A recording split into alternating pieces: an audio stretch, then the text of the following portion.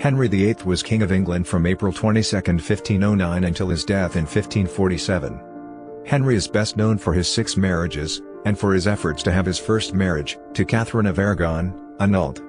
His disagreement with Pope Clement VII about such an annulment led Henry to initiate the English Reformation, separating the Church of England from papal authority.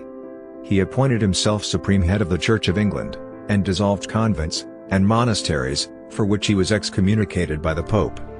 Henry is also known as the father of the Royal Navy, as he invested heavily in the Navy, and increased its size from a few to more than 50 ships, and established the Navy Board.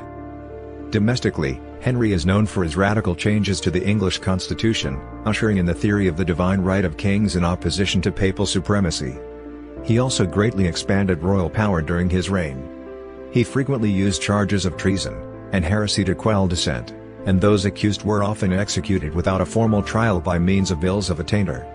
He achieved many of his political aims through the work of his chief ministers, some of whom were banished or executed when they fell out of his favour. Thomas Wolsey, Thomas More, Thomas Cromwell, Richard Rich, and Thomas Cranmer all figured prominently in his administration. Henry was an extravagant spender, using the proceeds from the dissolution of the monasteries and acts of the Reformation Parliament. He also converted the money that was formerly paid to Rome into royal revenue. Despite the money from these sources, he was continually on the verge of financial ruin due to his personal extravagance, as well as his numerous costly and largely unsuccessful wars, particularly with King Francis I of France, Holy Roman Emperor Charles V, King James V of Scotland, and the Scottish Regency under the Earl of Arran and Mary of Guise. At home, he oversaw the annexure of Wales to England with the laws in Wales Acts 1535 and 1542, and was the first English monarch to rule as King of Ireland following the Crown of Ireland Act 1542. Henry's contemporaries considered him to be an attractive, educated, and accomplished king. He has been described as one of the most charismatic rulers to sit on the English throne, and his reign has been described as the most important in English history. He was an author and composer. As he aged, he became severely overweight, and his health suffered.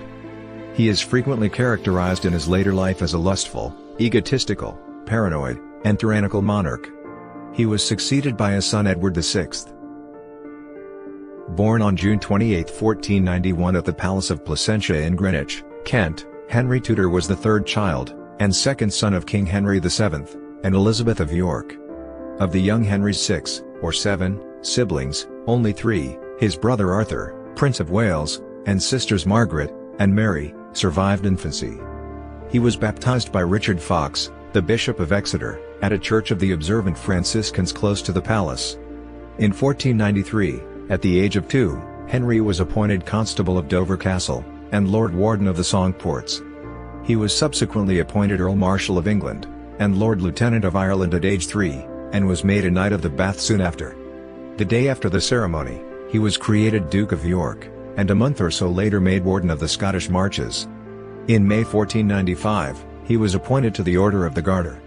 The reason for giving such appointments to a small child was to enable his father to retain personal control of lucrative positions, and not share them with established families.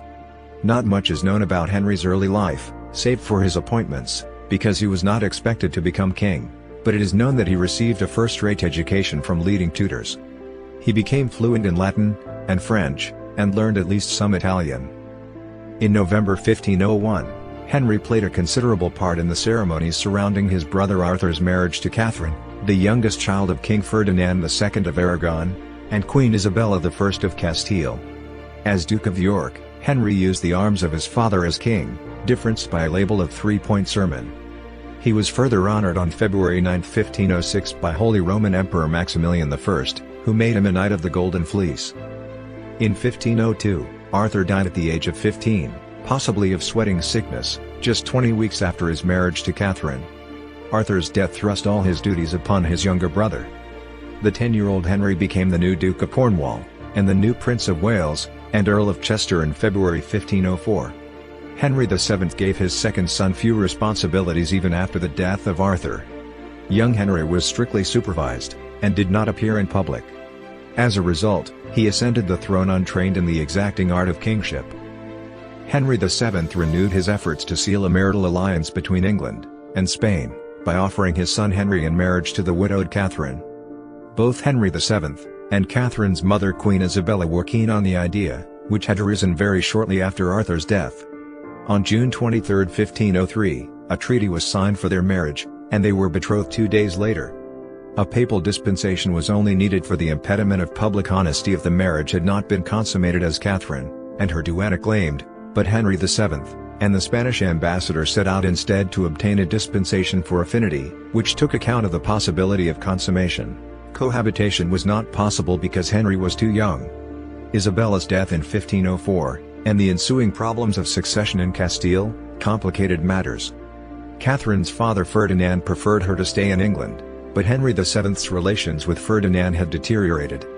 Catherine was therefore left in limbo for some time, culminating in Prince Henry's rejection of the marriage as soon as he was able, at the age of 14. Ferdinand's solution was to make his daughter ambassador, allowing her to stay in England indefinitely. Devout, she began to believe that it was God's will that she marry the prince despite his opposition. Henry VII died on April 21, 1509, and the 17-year-old Henry succeeded him as king. Soon after his father's burial on 10th of May, Henry suddenly declared that he would indeed marry Catherine, leaving unresolved several issues concerning the papal dispensation, and a missing part of the marriage portion. The new king maintained that it had been his father's dying wish that he marry Catherine. Whether or not this was true, it was certainly convenient. Emperor Maximilian I had been attempting to marry his granddaughter Eleanor, Catherine's niece, to Henry. She had now been jilted. Henry's wedding to Catherine was kept low-key, and was held at the Friars' Church in Greenwich on June 11, 1509. Henry claimed descent from Constantine the Great, and King Arthur, and saw himself as their successor. On June 23, 1509, Henry led the now 23-year-old Catherine from the Tower of London to Westminster Abbey for their coronation, which took place the following day. It was a grand affair. The king's passage was lined with tapestries, and laid with fine cloth. Following the ceremony, there was a grand banquet in Westminster Hall. As Catherine wrote to her father, "Our time is spent in continuous festival." 2 days after his coronation, Henry arrested his father's two most unpopular ministers, Sir Richard Empson and Edmund Dudley. They were charged with high treason, and were executed in 1510. Politically motivated executions would remain one of Henry's primary tactics for dealing with those who stood in his way. Henry also returned some of the money supposedly extorted by the two ministers. By contrast, Henry's view of the House of York, potential rival claimants for the throne, was more moderate than his father's had been. Several who had been imprisoned by his father, including Thomas Grey, 2nd Marquess of Dorset, were pardoned. Others went unreconciled. Edmund de la Pole was eventually beheaded in 1513, an execution prompted by his brother Richard siding against the king. Soon after marrying Henry, Catherine conceived. She gave birth to a stillborn girl on January 31, 1510. About 4 months later, Catherine again became pregnant. On January 1, 1511, New Year's Day, a son Henry was born. After the grief of losing their first child, the couple were pleased to have a boy, and festivities were held, including a 2-day joust known as the Westminster Tournament. However, the child died 7 weeks later. Catherine had 2 stillborn sons in 1513, and 1515, but gave birth in February 1516 to a girl, Mary. Relations between Henry and Catherine had been strained, but they eased slightly after Mary's birth. Although Henry's marriage to Catherine has since been described as unusually good, it is known that Henry took mistresses. It was revealed in 1510 that Henry had been conducting an affair with one of the sisters of Edward Stafford, 3rd Duke of Buckingham, either Elizabeth or Anne Hastings, Countess of Huntingdon, the most significant mistress for about 3 years, starting in 1516, was Elizabeth Blount. Blount is one of only 2 completely undisputed mistresses, considered by some to be few for a virile young king. Exactly how many Henry had is disputed. David Loades believes Henry had mistresses only to a very limited extent, whilst Alison Weir believes there were numerous other affairs. Catherine is not known to have protested. In 1518 she fell pregnant again with another girl, who was also stillborn. Blount gave birth in June 1519 to Henry's illegitimate son, Henry Fitzroy. The young boy was made Duke of Richmond in June 1525 in what some thought was one step on the path to his eventual legitimization.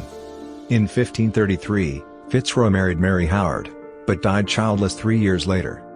At the time of his death in June 1536, Parliament was considering the Second Succession Act, which could have allowed him to become king.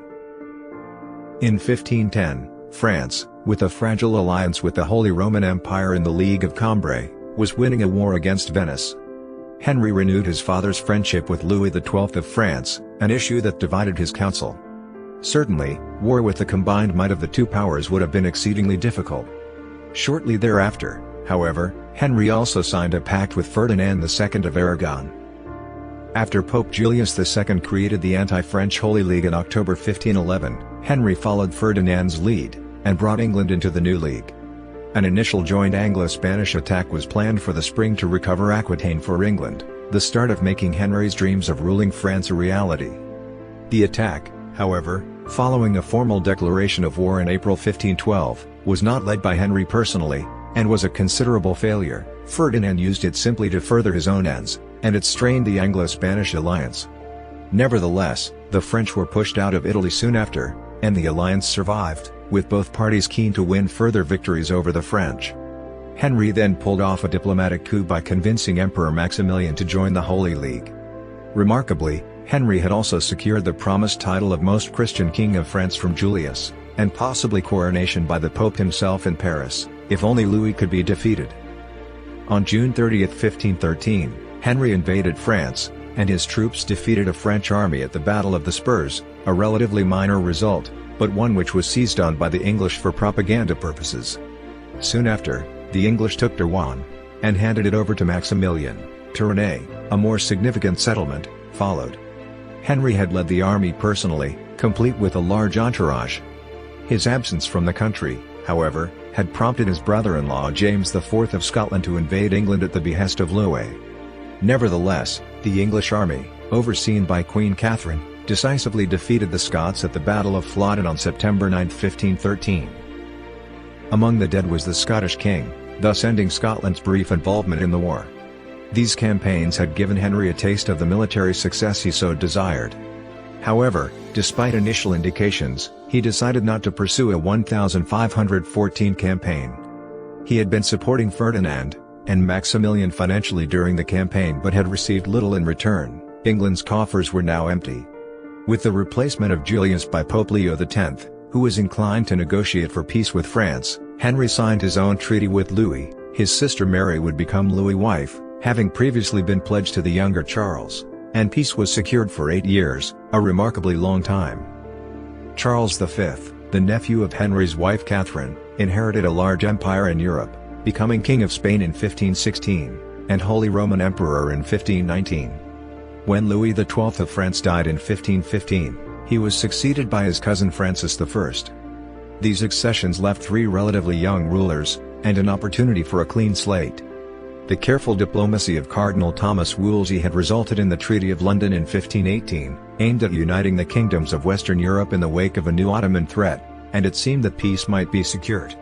Henry met the new French king, Francis, on June 7, 1520 at the Field of the Cloth of Gold near Calais for a fortnight of lavish entertainment. Both hoped for friendly relations in place of the wars of the previous decade. The strong air of competition laid to rest any hopes of a renewal of the Treaty of London, however, and conflict was inevitable. Henry had more in common with Charles, whom he met once before, and once after Francis. Charles brought his realm into war with France in 1521, Henry offered to mediate, but little was achieved, and by the end of the year Henry had aligned England with Charles. He still clung to his previous aim of restoring English lands in France but also sought to secure an alliance with Burgundy, then a territorial possession of Charles, and the continued support of the Emperor.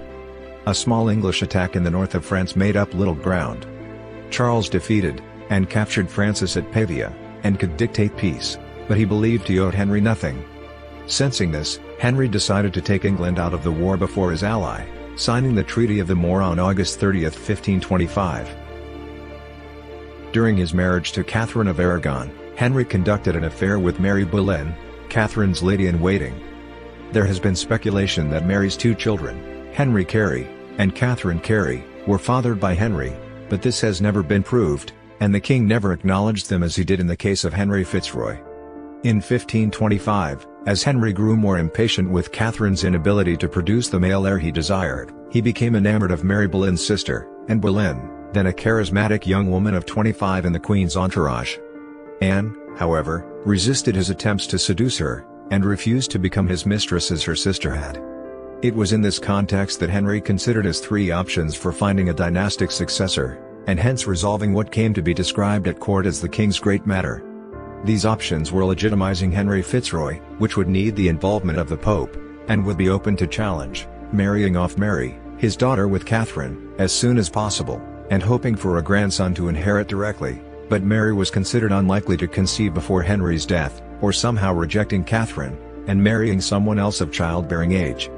Probably seeing the possibility of marrying Anne, the third was ultimately the most attractive possibility to the 34-year-old Henry, and it soon became the king's absorbing desire to annul his marriage to the now 40-year-old Catherine.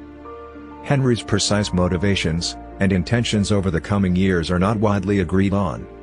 Henry himself, at least in the early part of his reign, was a devout and well-informed Catholic to the extent that his 1521 publication Assertio Septem Sacramentorum, Defense of the Seven Sacraments, earned him the title of Fidei Defensor, Defender of the Faith, from Pope Leo X. The work represented a staunch defense of papal supremacy, albeit one couched in somewhat contingent terms. It is not clear exactly when Henry changed his mind on the issue as he grew more intent on a second marriage. Certainly, by 1527, he had convinced himself that Catherine had produced no male heir because their union was blighted in the eyes of God. Indeed, in marrying Catherine, his brother's wife, he had acted contrary to Leviticus 20:21, a justification Thomas Cranmer used to declare the marriage null. Martin Luther, on the other hand, had initially argued against the annulment, stating that Henry VIII could take a second wife in accordance with his teaching that the Bible allowed for polygamy but not divorce. Henry now believed the Pope had lacked the authority to grant a dispensation from this impediment. It was this argument Henry took to Pope Clement VII in 1527 in the hope of having his marriage to Catherine annulled, foregoing at least one less openly defiant line of attack. In going public, all hope of tempting Catherine to retire to a nunnery or otherwise stay quiet was lost. Henry sent his secretary, William Knight, to appeal directly to the Holy See by way of a deceptively worded draft papal bull. Knight was unsuccessful. The Pope could not be misled so easily. Other missions concentrated on arranging an ecclesiastical court to meet in England, with a representative from Clement VII. Although Clement agreed to the creation of such a court, he never had any intention of empowering his legate, Lorenzo Campeggio, to decide in Henry's favour. This bias was perhaps the result of pressure from Emperor Charles V, Catherine's nephew, but it is not clear how far this influenced either Campeggio or the Pope. After less than 2 months of hearing evidence, Clement called the case back to Rome in July 1529, from which it was clear that it would never re-emerge. With the chance for an annulment lost, Cardinal Wolsey bore the blame. He was charged with premunire in October 1529, and his fall from grace was sudden and total.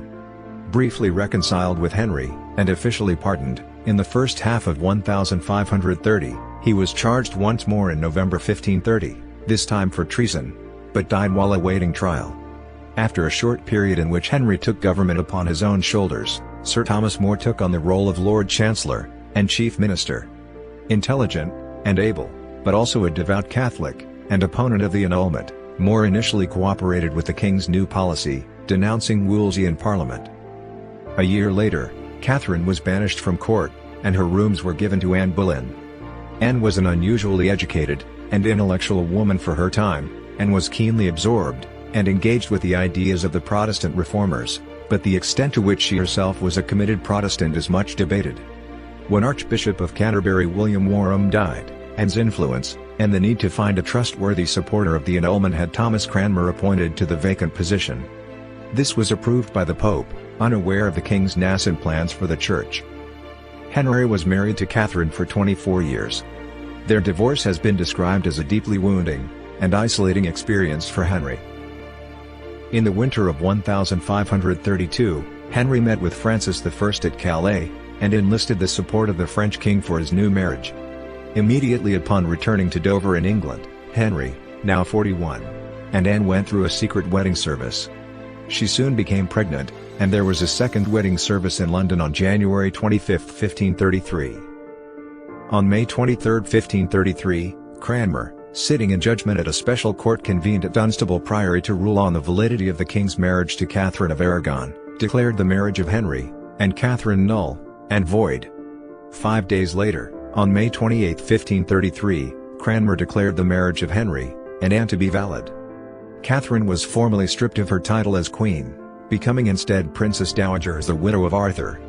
In her place, Anne was crowned queen consort on June 1, 1533. The queen gave birth to a daughter slightly prematurely on September 7, 1533. The child was christened Elizabeth, in honor of Henry's mother, Elizabeth of York. Following the marriage, there was a period of consolidation, taking the form of a series of statutes of the Reformation Parliament aimed at finding solutions to any remaining issues, whilst protecting the new reforms from challenge, convincing the public of their legitimacy, and exposing and dealing with opponents. Although the canon law was dealt with at length by Cranmer and others, these acts were advanced by Thomas Cromwell, Thomas Audley, and the Duke of Norfolk, and indeed by Henry himself. With this process complete, in May 1532 More resigned as Lord Chancellor, leaving Cromwell as Henry's chief minister. With the Act of Succession 1533, Catherine's daughter, Mary, was declared illegitimate, Henry's marriage to Anne was declared legitimate, and Anne's issue declared to be next in the line of succession. With the Acts of Supremacy in 1534, Parliament also recognized the king's status as head of the Church in England, and, together with the Act in Restraint of Appeals in 1532, abolished the right of appeal to Rome. It was only then that Pope Clement VII took the step of excommunicating the king and Cranmer, although the excommunication was not made official until some time later. The king and queen were not pleased with married life.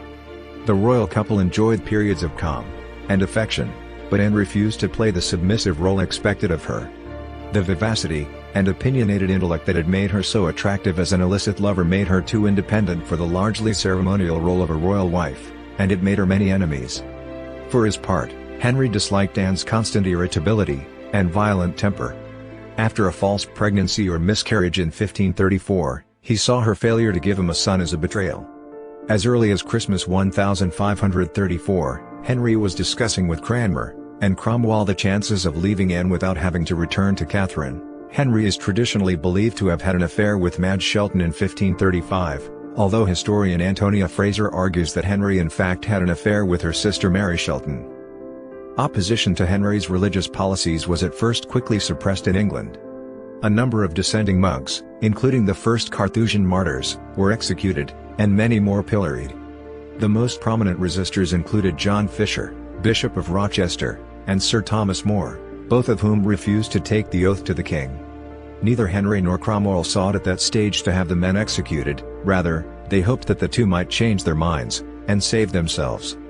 Fisher openly rejected Henry as the supreme head of the church, but More was careful to avoid openly breaking the Treasons Act of 1534, which, unlike later acts, did not forbid mere silence.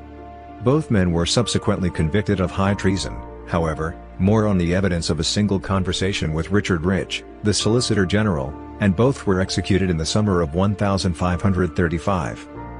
These suppressions, as well as the dissolution of the Lesser Monasteries Act of 1536, in turn contributed to more general resistance to Henry's reforms, most notably in the Pilgrimage of Grace, a large uprising in northern England in October 1536. Some 20,000 to 40,000 rebels were led by Robert Aske, together with parts of the northern nobility. Henry VIII promised the rebels he would pardon them, and thanked them for raising the issues. Aske told the rebels they had been successful, and they could disperse and go home.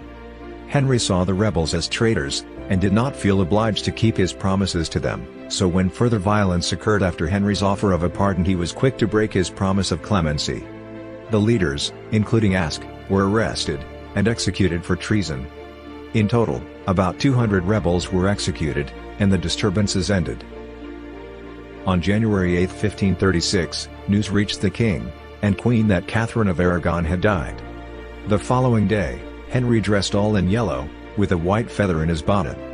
Queen Anne was pregnant again, and she was aware of the consequences if she failed to give birth to a son.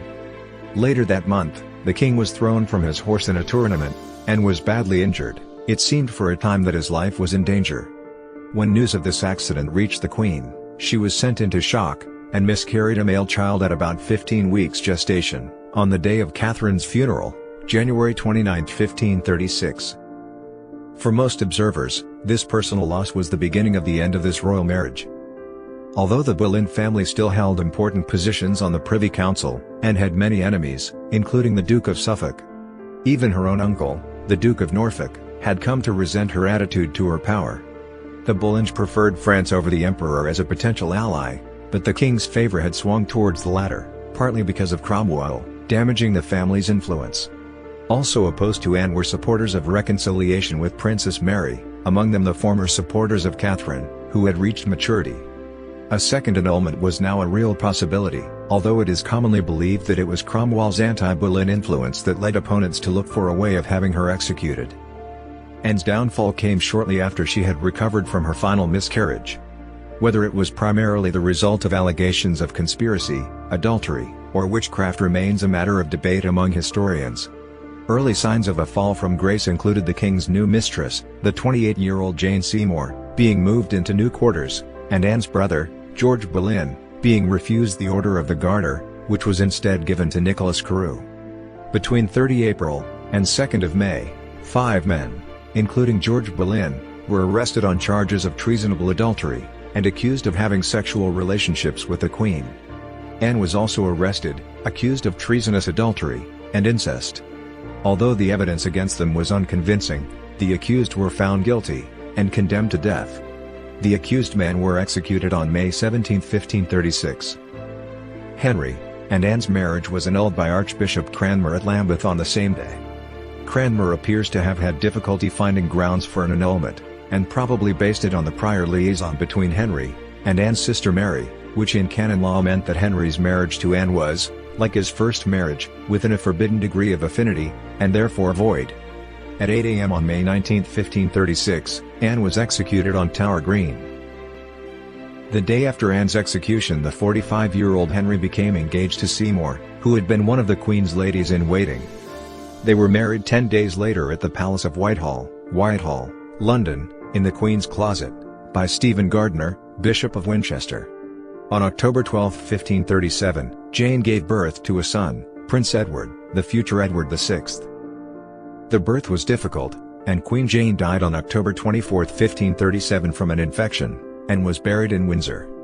The euphoria that had accompanied Edward's birth became sorrow, but it was only over time that Henry came to long for his wife.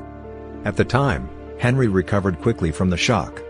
Measures were immediately put in place to find another wife for Henry, which, at the insistence of Cromwell and the Privy Council, were focused on the European continent. With Charles V distracted by the internal politics of his many kingdoms, and also external threats, and Henry and Francis on relatively good terms, domestic, and not foreign policy issues had been Henry's priority in the first half of the 1530s. In 1536, for example, Henry granted his assent to the Laws in Wales Act 1535, which legally annexed Wales, uniting England and Wales into a single nation.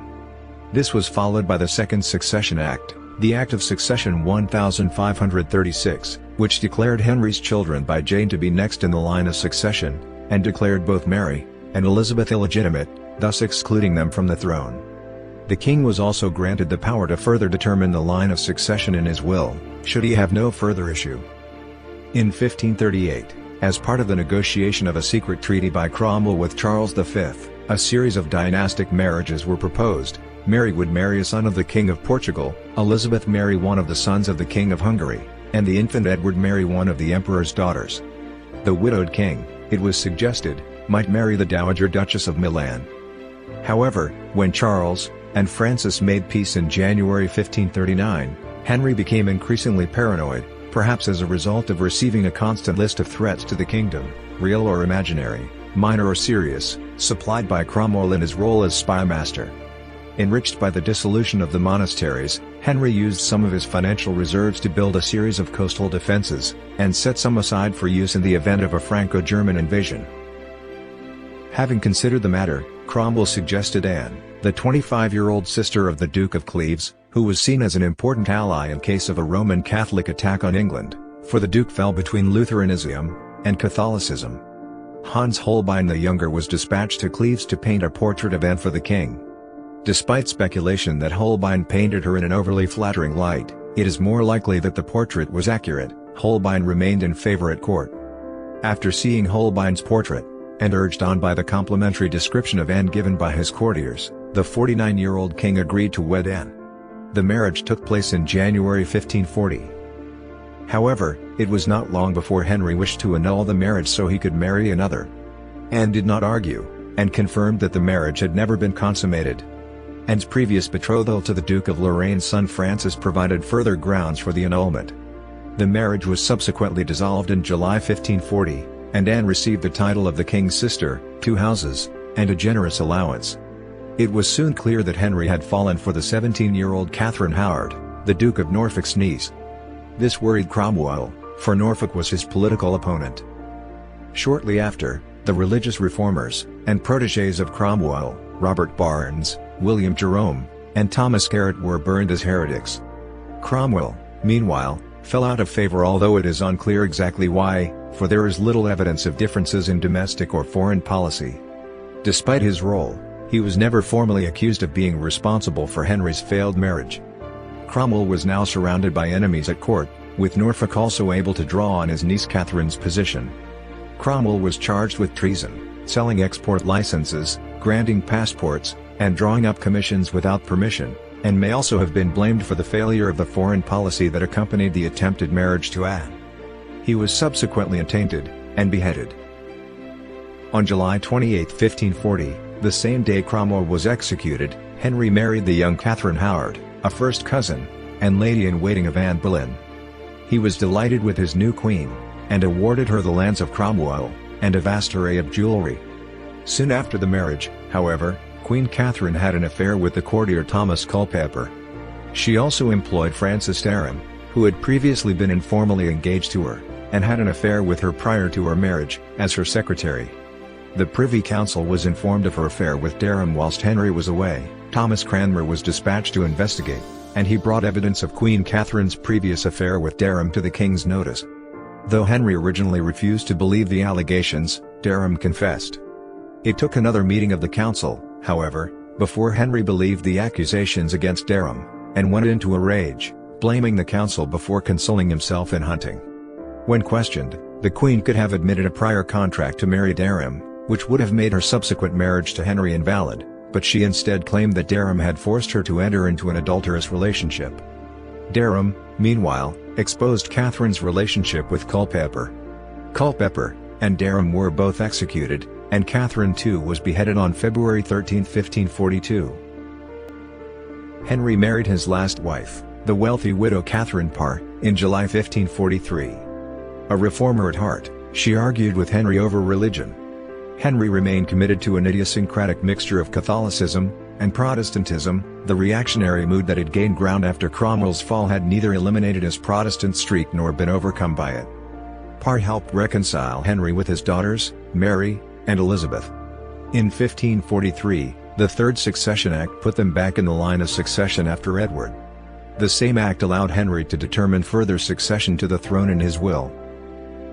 In 1538, the Chief Minister Thomas Cromwell pursued an extensive campaign against what the government termed idolatry practiced under the old religion, culminating in September with the dismantling of the Shrine of St. Thomas Becket at Canterbury Cathedral. As a consequence, the king was excommunicated by Pope Paul III on 17 December of the same year. In 1540, Henry sanctioned the complete destruction of shrines to saints.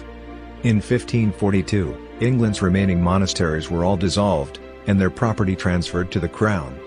Abbots and priors lost their seats in the House of Lords, only archbishops and bishops remained. Consequently, the Lords Spiritual, as members of the clergy with seats in the House of Lords were known, were for the first time outnumbered by the Lords Temporal.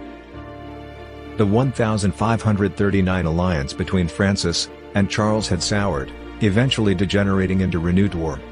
With Catherine of Aragon and Anne Boleyn dead, relations between Charles and Henry improved considerably, and Henry concluded a secret alliance with the Emperor, and decided to enter the Italian War in favour of his new ally. An invasion of France was planned for 1543. In preparation for it, Henry moved to eliminate the potential threat of Scotland under the youthful James V. The Scots were defeated at Battle of Soissons on November 24, 1542, and James died on 15th of December. Henry now hoped to unite the crowns of England and Scotland by marrying his son Edward to James' successor, Mary. The Scottish regent Lord Arran agreed to the marriage in the Treaty of Greenwich on July 1, 1543, but it was rejected by the Parliament of Scotland on 11th of December. The result was 8 years of war between England and Scotland, a campaign later dubbed the Rough Wooing. Despite several peace treaties, unrest continued in Scotland until Henry's death. Despite the early success with Scotland, Henry hesitated to invade France, annoying Charles. Henry finally went to France in June 1544 with a two-pronged attack. One force under Norfolk ineffectively besieged Montreuil. The other, under Suffolk, laid siege to Boulogne. Henry later took personal command, and Boulogne fell on September 18, 1544. However, Henry had refused Charles' request to march against Paris. Charles' own campaign fizzled, and he made peace with France that same day. Henry was left alone against France, unable to make peace. Francis attempted to invade England in the summer of 1545 but reached only the Isle of Wight before being repulsed in the Battle of the Solent. Financially exhausted, France and England signed the Treaty of Camp on June 7, 1546. Henry secured Boulogne for 8 years. The city was then to be returned to France for 2 million crowns, £750,000. Henry needed the money. The 1544 campaign had cost £650,000, and England was once again facing bankruptcy. Late in life, Henry became obese, with a waist measurement of 54 inches, 140 centimeters, and had to be moved about with the help of mechanical devices. He was covered with painful, pus-filled boils, and possibly suffered from gout. His obesity and other medical problems can be traced to the jousting accident in 1536 in which he suffered a leg wound. The accident reopened and aggravated an injury he had sustained years earlier, to the extent that his doctors found it difficult to treat. The chronic wound festered for the remainder of his life, and became ulcerated, preventing him from maintaining the level of physical activity he had previously enjoyed. The jousting accident is also believed to have caused Henry's mood swings, which may have had a dramatic effect on his personality and temperament. The theory that Henry suffered from syphilis has been dismissed by most historians. Historian Susan MacLean Kybet ascribes his demise to scurvy, which is caused by insufficient vitamin C, most often due to a lack of fresh fruit and vegetables in one's diet. Alternatively, his wife's pattern of pregnancies and his mental deterioration have led some to suggest that he may have been quell positive and suffered from McLeod syndrome. According to another study, Henry's history and body morphology may have been the result of traumatic brain injury after his 1536 jousting accident, which in turn led to a neuroendocrine cause of his obesity.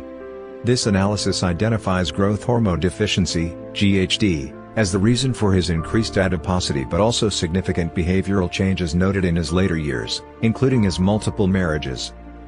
Henry's obesity hastened his death at the age of 55, on January 28, 1547 in the Palace of Whitehall, on what would have been his father's 90th birthday. The tomb he had planned, with components taken from the tomb intended for Cardinal Wolsey, was only partly constructed, and was never completed. The sarcophagus and its base were later removed, and used for Lord Nelson's tomb in the crypt of St. Paul's Cathedral. Henry was interred in a vault at St. George's Chapel, Windsor Castle, next to Jane Seymour. Over 100 years later, King Charles I, ruled 1625 to 1649, was buried in the same vault. English historian and House of Tudor expert David Starkey describes Henry VIII as a husband. What is extraordinary is that Henry was usually a very good husband. And he liked women, that's why he married so many of them. He was very tender to them. We know that he addressed them as sweetheart. He was a good lover, he was very generous. The wives were given huge settlements of land and jewels. They were loaded with jewels. He was immensely considerate when they were pregnant. But once he had fallen out of love, he just cut them off. He just withdrew. He abandoned them. They didn't even know he'd left them. Upon Henry's death, he was succeeded by his only surviving son, Edward VI. Since Edward was then only 9 years old, he could not rule directly. Instead, Henry's will designated 16 executors to serve on a regency council until Edward reached 18.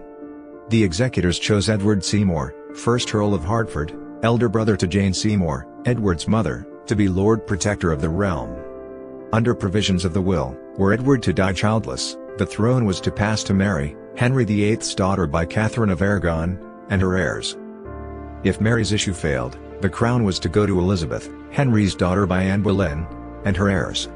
Finally, if Elizabeth's line became extinct, the crown was to be inherited by the descendants of Henry VIII's deceased younger sister, Mary, the Greys. The descendants of Henry's sister Margaret Tudor, the Stuarts, rulers of Scotland, were thereby excluded from the succession. This provision ultimately failed when James VI of Scotland became King of England in 1603. Edward VI himself would disregard the will, and name Jane Grey his successor. Henry cultivated the image of a Renaissance man, and his court was a center of scholarly and artistic innovation, and glamorous excess, epitomized by the Field of the Cloth of Gold. He scouted the country for choir boys, taking some directly from Wolsey's choir, and introduced Renaissance music into court. Musicians included Benedict Apicius, Richard Sampson, Ambrose Lupo, and Venetian organist Dionisio Memo, and Henry himself kept a considerable collection of instruments. He was skilled on the lute, and played the organ, and was a talented player of the virginals. He could also sight read music, and sing well. He was an accomplished musician, author, and poet. His best-known piece of music is Pastime with Good Company, The King's Ballade, and he is reputed to have written Greensleeves but probably did not. Henry was an avid gambler, and dice player, and excelled at sports, especially jousting, hunting, and real tennis. He was also known for his strong defense of conventional Christian piety. He was involved in the construction and improvement of several significant buildings, including Nonsuch Palace, King's College Chapel, Cambridge, and Westminster Abbey in London. Many of the existing buildings which he improved were properties confiscated from Wolsey, such as Christ Church, Oxford, Hampton Court Palace, the Palace of Whitehall, and Trinity College, Cambridge. Henry was an intellectual, the first English king with a modern humanist education. He read and wrote English, French, and Latin, and owned a large library.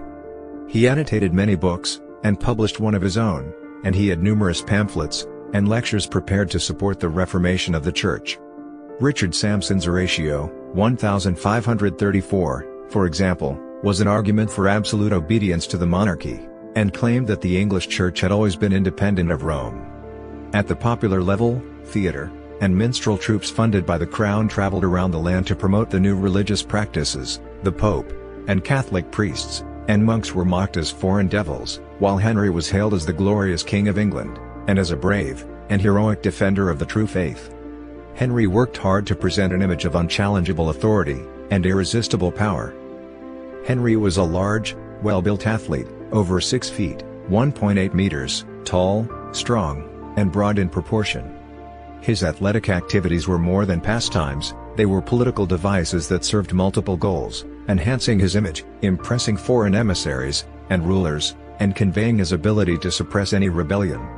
He arranged a jousting tournament at Greenwich in 1517 where he wore gilded armor, and gilded horse trappings, and outfits of velvet, satin, and cloth of gold with pearls and jewels. It suitably impressed foreign ambassadors, one of whom wrote home that the wealth and civilization of the world are here, and those who call the English barbarians appear to me to render themselves such. Henry finally retired from jousting in 1536 after a heavy fall from his horse left him unconscious for 2 hours, but he continued to sponsor 2 lavish tournaments a year. He then started gaining weight, and lost the trim, athletic figure that had made him so handsome, and his courtiers began dressing in heavily padded clothes to emulate and flatter him.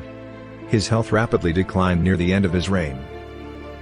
The power of Tudor monarchs, including Henry, was whole and entire, ruling, as they claimed, by the grace of God alone. The crown could also rely on the exclusive use of those functions that constituted the royal prerogative. These included acts of diplomacy, including royal marriages, declarations of war, management of the coinage, the issue of royal pardons, and the power to summon and dissolve Parliament as and when required. Nevertheless, as evident during Henry's break with Rome, the monarch stayed within established limits, whether legal or financial, that forced him to work closely with both the nobility and Parliament, representing the gentry.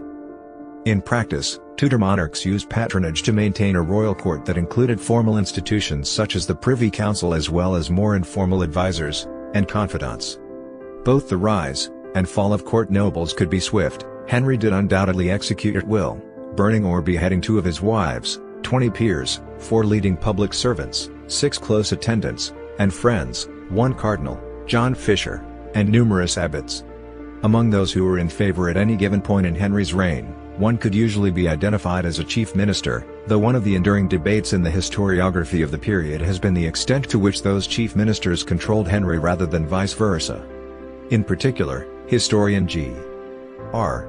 Elton has argued that one such minister, Thomas Cromwell, led a Tudor revolution in government independently of the king, whom Elton presented as an opportunistic, essentially lazy participant in the nitty-gritty of politics.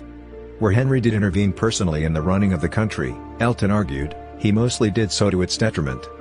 The prominence and influence of faction in Henry's court is similarly discussed in the context of at least 5 episodes of Henry's reign, including the downfall of Anne Boleyn. From 1514 to 1529, Thomas Wolsey, 1473 to 1530, a cardinal of the established church, oversaw domestic and foreign policy for the king from his position as Lord Chancellor. Wolsey centralized the national government, and extended the jurisdiction of the conciliar courts, particularly the Star Chamber. The Star Chamber's overall structure remained unchanged, but Wolsey used it to provide much-needed reform of the criminal law. The power of the court itself did not outlive Wolsey, however, since no serious administrative reform was undertaken, and its role eventually devolved to the localities. Wolsey helped fill the gap left by Henry's declining participation in government, particularly in comparison to his father, but did so mostly by imposing himself in the king's place. His use of these courts to pursue personal grievances, and particularly to treat delinquents as mere examples of a whole class worthy of punishment, angered the rich, who were annoyed as well by his enormous wealth and ostentatious living. Following Wolsey's downfall, Henry took full control of his government, although at court numerous complex factions continued to try to ruin and destroy each other. Thomas Cromwell, c. 1485 to 1540, also came to define Henry's government. Returning to England from the continent in 1514 or 1515, Cromwell soon entered Wolsey's service. He turned to law, also picking up a good knowledge of the Bible, and was admitted to Gray's Inn in 1524. He became Wolsey's man of all work. Driven in part by his religious beliefs, Cromwell attempted to reform the body politic of the English government through discussion and consent, and through the vehicle of continuity, not outward change. Many saw him as the man they wanted to bring about their shared aims, including Thomas Audley. By 1531, Cromwell and his associates were already responsible for the drafting of much legislation. Cromwell's first office was that of the Master of the King's Jewels in 1532, from which he began to invigorate the government finances. By that point, Cromwell's power as an efficient administrator, in a council full of politicians, exceeded what Wolsey had achieved. Cromwell did much work through his many offices to remove the tasks of government from the royal household, and ideologically from the personal body of the king, and into a public state. But he did so in a haphazard fashion that left several remnants, not least because he needed to retain Henry's support, his own power, and the possibility of actually achieving the plan he set out. Cromwell made the various income streams Henry VII put in place more formal, and assigned largely autonomous bodies for their administration. The role of the King's Council was transferred to a reformed Privy Council, much smaller, and more efficient than its predecessor. A difference emerged between the King's financial health and the country's, although Cromwell's fall undermined much of his bureaucracy, which required him to keep order among the many new bodies, and prevent profligate spending that strained relations as well as finances. Cromwell's reforms ground to a halt in 1539, the initiative lost, and he failed to secure the passage of an enabling act, the Proclamation by the Crown Act 1539. He was executed on July 28, 1540. Henry inherited a vast fortune, and a prosperous economy from his father, who had been frugal. This fortune is estimated at £1,250,000, the equivalent of £375 million today. By comparison, Henry VIII's reign was a near disaster financially. He augmented the royal treasury by seizing church lands, but his heavy spending and long periods of mismanagement damaged the economy. Henry spent much of his wealth on maintaining his court and household, including many of the building works he undertook on royal palaces. He hung 2,000 tapestries in his palaces. By comparison, James V of Scotland hung just 200. Henry took pride in showing off his collection of weapons, which included exotic archery equipment, 2,250 pieces of land ordnance, and 6,500 handguns. Tudor monarchs had to fund all government expenses out of their own income. This income came from the crown lands that Henry owned as well as from customs duties like tonnage and poundage, granted by Parliament to the king for life. During Henry's reign the revenues of the crown remained constant, around £100,000, but were eroded by inflation and rising prices brought about by war. Indeed, war and Henry's dynastic ambitions in Europe exhausted the surplus he had inherited from his father by the mid-1520s. Henry VII had not involved Parliament in his affairs very much, but Henry VIII had to turn to Parliament during his reign for money, in particular for grants of subsidies to fund his wars. The dissolution of the monasteries provided a means to replenish the treasury, and as a result, the crown took possession of monastic lands worth £120,000, £36 million, a year. The crown had profited by a small amount in 1526 when Wolsey put England onto a gold, rather than silver, standard, and had debased the currency slightly. Cromwell debased the currency more significantly, starting in Ireland in 1540. The English pound halved in value against the Flemish pound between 1540 and 1551 as a result. The nominal profit made was significant, helping to bring income and expenditure together, but it had a catastrophic effect on the country's economy. In part, it helped to bring about a period of very high inflation from 1544 onwards. Henry is generally credited with initiating the English Reformation, the process of transforming England from a Catholic country to a Protestant one, though his progress at the elite and mass levels is disputed, and the precise narrative not widely agreed upon.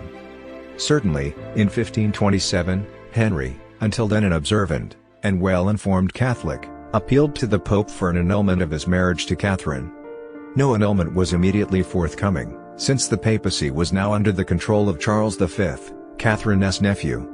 The traditional narrative gives this refusal as the trigger for Henry's rejection of papal supremacy, which he had previously defended. Yet as E.L. Woodward put it, Henry's determination to annul his marriage with Catherine was the occasion rather than the cause of the English Reformation, so that neither too much nor too little should be made of the annulment. Historian A.F. Pollard has argued that even if Henry had not needed an annulment, he might have come to reject papal control over the governance of England purely for political reasons. Indeed, Henry needed a son to secure the Tudor dynasty, and avert the risk of civil war over disputed succession. In any case, between 1532 and 1537, Henry instituted a number of statutes that dealt with the relationship between king and pope, and hence the structure of the nascent Church of England. These included the Statute in Restraint of Appeals, passed 1533, which extended the charge of praemunire against all who introduced papal bulls into England, potentially exposing them to the death penalty if found guilty.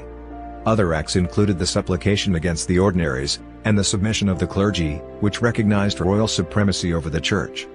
The Ecclesiastical Appointments Act 1534 required the clergy to elect bishops nominated by the sovereign. The Act of Supremacy in 1534 declared that the king was the only supreme head on earth of the Church of England, and the Treasons Act 1534 made it high treason, punishable by death, to refuse the oath of supremacy acknowledging the king as such. Similarly, following the passage of the Act of Succession 1533, all adults in the kingdom were required to acknowledge the Act's provisions, declaring Henry's marriage to Anne legitimate, and his marriage to Catherine illegitimate, by oath. Those who refused were subject to imprisonment for life, and any publisher or printer of any literature alleging that the marriage to Anne was invalid subject to the death penalty. Finally, the Peter's Pence Act was passed, and it reiterated that England had no superior under God, but only your grace, and that Henry's imperial crown had been diminished by the unreasonable and uncharitable usurpations and exactions of the Pope. The king had much support from the Church under Cranmer. To Cromwell's annoyance, Henry insisted on parliamentary time to discuss questions of faith, which he achieved through the Duke of Norfolk. This led to the passing of the Act of 6 Articles, whereby 6 major questions were all answered by asserting the religious orthodoxy, thus restraining the reform movement in England. It was followed by the beginnings of the Reformed liturgy, and of the Book of Common Prayer, which would take until 1549 to complete. But this victory for religious conservatives did not convert into much change in personnel, and Cranmer remained in his position. Overall, the rest of Henry's reign saw a subtle movement away from religious orthodoxy, helped in part by the deaths of prominent figures from before the break with Rome, especially the executions of Thomas More and John Fisher in 1535 for refusing to renounce papal authority. Henry established a new political theology of obedience to the crown that continued for the next decade. It reflected Martin Luther's new interpretation of the Fourth Commandment, "Honor thy father and mother," brought to England by William Tyndale. The founding of royal authority on the Ten Commandments was another important shift. Reformers within the Church used the commandments' emphasis on faith and the Word of God, while conservatives emphasized the need for dedication to God and doing good. The Reformers' efforts lay behind the publication of the Great Bible in 1539 in English. Protestant reformers still faced persecution, particularly over objections to Henry's annulment. Many fled abroad, including the influential Tyndale, who was eventually executed, and his body burned at Henry's behest. When taxes once payable to Rome were transferred to the crown, Cromwell saw the need to assess the taxable value of the Church's extensive holdings as they stood in 1535. The result was an extensive compendium, the Valor Ecclesiasticus. In September 1535, Cromwell commissioned a more general visitation of religious institutions, to be undertaken by 4 appointee visitors. The visitation focused almost exclusively on the country's religious houses, with largely negative conclusions. In addition to reporting back to Cromwell, the visitors made the lives of the monks more difficult by enforcing strict behavioral standards. The result was to encourage self-dissolution. In any case, the evidence Cromwell gathered led swiftly to the beginning of the state-enforced dissolution of the monasteries, with all religious houses worth less than £200 vested by statute in the Crown in January 1536. After a short pause, surviving religious houses were transferred one by one to the Crown, and new owners, and the dissolution confirmed by a further statute in 1539. By January 1540 no such houses remained, 800 had been dissolved. The process had been efficient, with minimal resistance, and brought the Crown some £90,000 a year. The extent to which the dissolution of all houses was planned from the start is debated by historians. There is some evidence that major houses were originally intended only to be reformed. Cromwell's actions transferred a fifth of England's landed wealth to new hands. The program was designed primarily to create a landed gentry beholden to the Crown, which would use the lands much more efficiently. Although little opposition to the supremacy could be found in England's religious houses, they had links to the international church, and were an obstacle to further religious reform. Response to the reforms was mixed. The religious houses had been the only support of the impoverished, and the reforms alienated much of the populace outside London, helping to provoke the Great Northern Rising of 1536–37, known as the Pilgrimage of Grace. Elsewhere the changes were accepted and welcomed, and those who clung to Catholic rites kept quiet or moved in secrecy. They re-emerged during the reign of Henry's daughter Mary, 1553–58. Apart from permanent garrisons at Berwick, Calais, and Carlisle, England's standing army numbered only a few hundred men. This was increased only slightly by Henry. Henry's invasion force of 1,513, some 30,000 men, was composed of billmen and longbowmen, at a time when the other European nations were moving to handguns and pikemen. But the difference in capability was at this stage not significant, and Henry's forces had new armor and weaponry. They were also supported by battlefield artillery and the war wagon, relatively new innovations, and several large and expensive siege guns. The invasion force of 1,544 was similarly well equipped and organized, although command on the battlefield was laid with the Dukes of Suffolk and Norfolk, which in the latter case produced disastrous results at Montreuil. Henry's break with Rome incurred the threat of a large-scale French or Spanish invasion. To guard against this, in 1538 he began to build a chain of expensive, state-of-the-art defenses along Britain's southern and eastern coasts, from Kent to Cornwall, largely built of material gained from the demolition of the monasteries. These were known as Henry VIII's device forts. He also strengthened existing coastal defence fortresses such as Dover Castle, and, at Dover, Moat Bulwark, and Archcliffe Fort, which he visited for a few months to supervise. Wolsey had many years before conducted the censuses required for an overhaul of the system of militia, but no reform resulted. In 1538–39, Cromwell overhauled the shire musters, but his work mainly served to demonstrate how inadequate they were in organization. The building works, including that at Berwick, along with the reform of the militias and musters, were eventually finished under Queen Mary. Henry is traditionally cited as one of the founders of the Royal Navy. Technologically, Henry invested in large cannon for his warships, an idea that had taken hold in other countries, to replace the smaller serpentines in use. He also flirted with designing ships personally. His contribution to larger vessels, if any, is unknown, but it is believed that he influenced the design of row-barges and similar galleys. Henry was also responsible for the creation of a permanent navy, with the supporting anchorages and dockyards. Tactically, Henry's reign saw the navy move away from boarding tactics to employ gunnery instead. The Tudor navy was enlarged up to 50 ships, the Mary rose among them, and Henry was responsible for the establishment of the Council for Marine Causes to oversee the maintenance and operation of the navy, becoming the basis for the later Admiralty. At the beginning of Henry's reign, Ireland was effectively divided into three zones: the Pale, where English rule was unchallenged, Leinster, and Munster, the so-called obedient land of Anglo-Irish peers, and the Gaelic Connaught, and Ulster, with merely nominal English rule. Until 1513, Henry continued the policy of his father, to allow Irish lords to rule in the king's name, and accept steep divisions between the communities. However, upon the death of the 8th Earl of Kildare, Governor of Ireland, fractious Irish politics combined with a more ambitious Henry to cause trouble. When Thomas Butler, 7th Earl of Ormond died, Henry recognized one successor for Ormond's English, Welsh, and Scottish lands, whilst in Ireland another took control. Kildare's successor, the 9th Earl, was replaced as Lord Lieutenant of Ireland by the Earl of Surrey in 1520.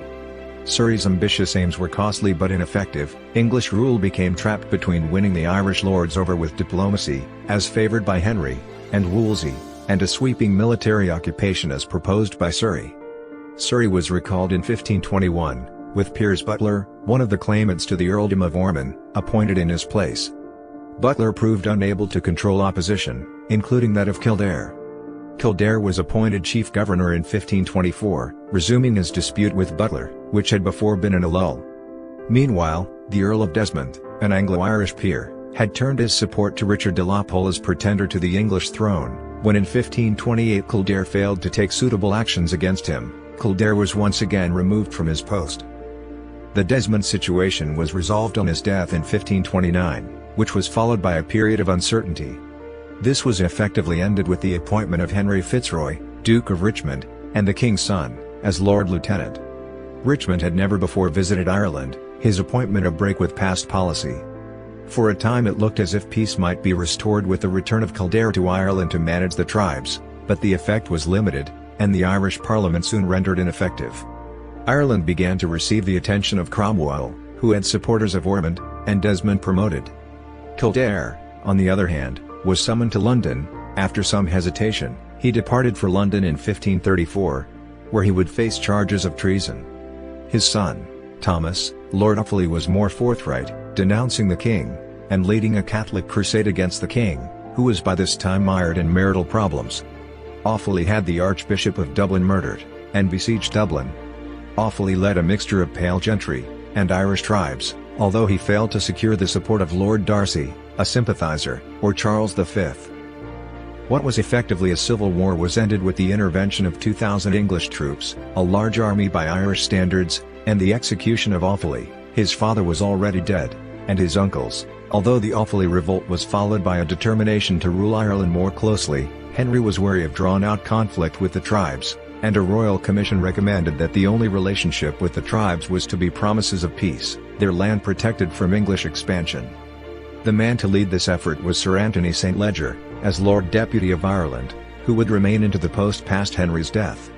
Until the break with Rome, it was widely believed that Ireland was a papal possession granted as a mere fiefdom to the English king, so in 1541 Henry asserted England's claim to the Kingdom of Ireland free from the papal overlordship. This change did, however, also allow a policy of peaceful reconciliation and expansion. The lords of Ireland would grant their lands to the king, before being returned as fiefdoms. The incentive to comply with Henry's request was an accompanying barony, and thus a right to sit in the Irish House of Lords, which was to run in parallel with England's. The Irish law of the tribes did not suit such an arrangement, because the chieftain did not have the required rights. This made progress tortuous, and the plan was abandoned in 1543, not to be replaced.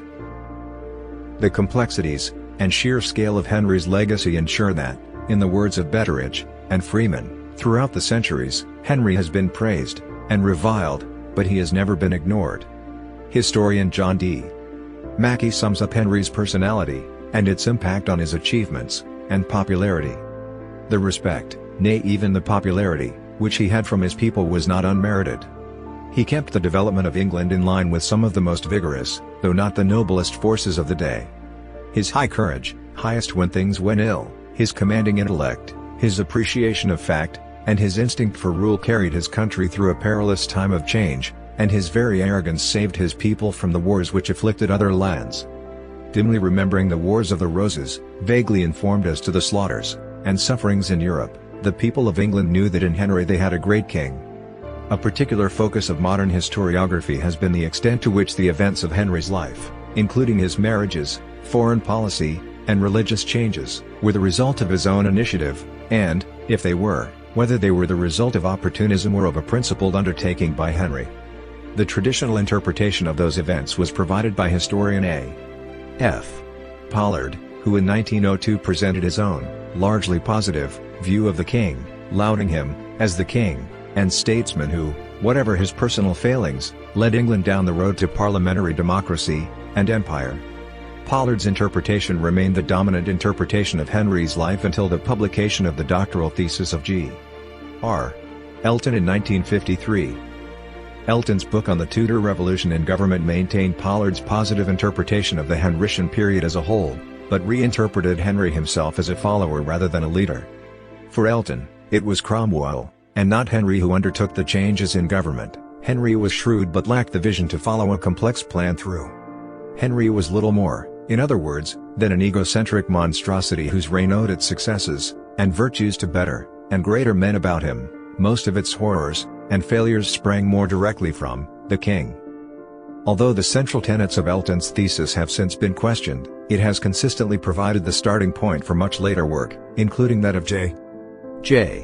Scarisbrick, his student. Scarisbrick largely kept Elton's regard for Cromwell's abilities but returned agency to Henry, who Scarisbrick considered to have ultimately directed and shaped policy. For Scarisbrick, Henry was a formidable, captivating man who wore regality with a splendid conviction. The effect of endowing Henry with this ability, however, was largely negative in Scarisbrick's eyes. To Scarisbrick, the Henrician period was one of upheaval and destruction, and those in charge worthy of blame more than praise. Even among more recent biographers, including David Loades, David Starkey, and John Guy, there has ultimately been little consensus on the extent to which Henry was responsible for the changes he oversaw or the assessment of those he did bring about. This lack of clarity about Henry's control over events has contributed to the variation in the qualities ascribed to him: religious conservative or dangerous radical, lover of beauty or brutal destroyer of priceless artifacts, friend and patron or betrayer of those around him, chivalry incarnate or ruthless chauvinist. One traditional approach, favored by Starkey and others, is to divide Henry's reign into two halves, the first Henry being dominated by positive qualities, politically inclusive, pious, athletic but also intellectual, who presided over a period of stability and calm, and the latter a hulking tyrant who presided over a period of dramatic, sometimes whimsical, change. Other writers have tried to merge Henry's disparate personality into a single whole. Lacey Baldwin Smith, for example, considered him an egotistical borderline neurotic given to great fits of temper, and deep and dangerous suspicions, with a mechanical and conventional, but deeply held piety, and having at best a mediocre intellect. Many changes were made to the royal style during his reign. Henry originally used the style Henry VIII, by the grace of God, King of England, France, and Lord of Ireland. In 1521, pursuant to a grant from Pope Leo X rewarding Henry for his defense of the seven sacraments, the royal style became Henry VIII, by the grace of God, King of England, and France, Defender of the Faith, and Lord of Ireland. Following Henry's excommunication, Pope Paul III rescinded the grant of the title Defender of the Faith, but an Act of Parliament, 35 Hen 8c3, declared that it remained valid, and it continues in royal usage to the present day, as evidenced by the letters FID F or FD, on all British coinage.